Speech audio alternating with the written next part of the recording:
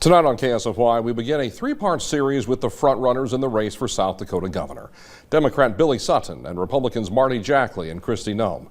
This election is about 1 year away. Do you really know who these candidates are and what they want to do if they're elected? We were granted exclusive access to the candidates at home to talk about the future of South Dakota. And we begin here at 5 with Billie Sutton in a story you'll only see on KSFY.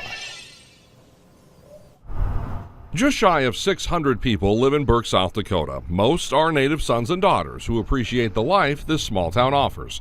One of them, putting it in a spreadsheet, is Billie Sutton. You do all you can to help your community because they're going to be there for you when you need their help. Billie knows about that two-way relationship.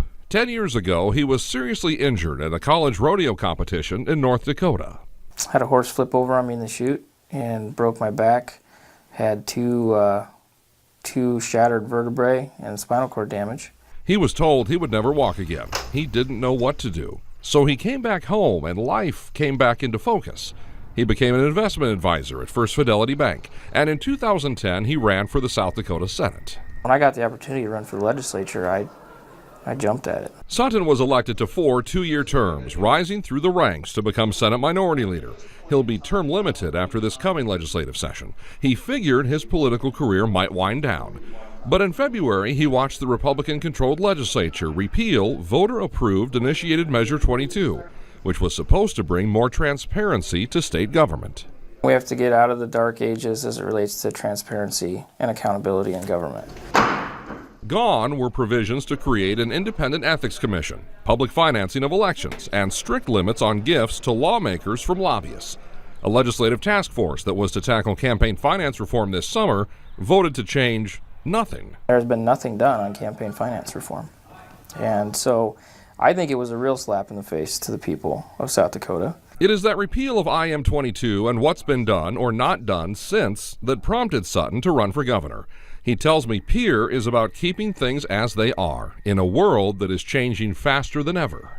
A focus on not moving forward, but just always staying the same and constantly playing catch-up with so many issues.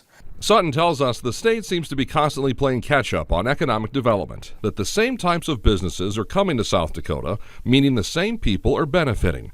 I asked him, would a Sutton administration focus on economic development diversity? It's absolutely diversity, it's innovation, it's having a focus on real grassroots economic development. And it is that grassroots component that's important to shine a light on. Like many in South Dakota, Sutton stays close to his ranching roots.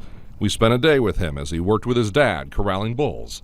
While Sutton appreciates the economic growth in places like Sioux Falls and Rapid City, he says smaller communities like Burke are being left out. And if those communities are going to survive, they need to be a part of the state's big picture economic development plan. That's really important to have that conversation between rural and urban about how we work together to create a South Dakota that works for everybody. Because right now, the ag community is struggling.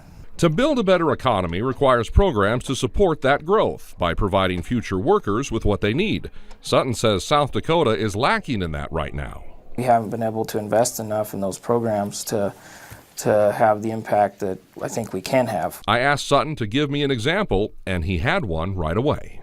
The example is the Housing Opportunities Fund is out of money, and there's a housing crisis in South Dakota, and that is not specific to rural South Dakota. That's urban and rural. Sutton is married with a 1.5-year-old son. It is his future and the future of thousands of other kids Sutton wants to secure. He says his accident 10 years ago gave him the resolve to seek the state's top job.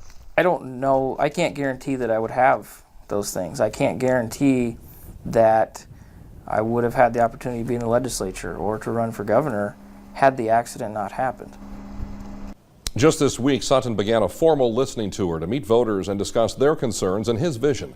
It included stops in Sioux Falls, Brookings, and Vermilion. And this picture right here is from a meeting Sutton conducted in Spearfish.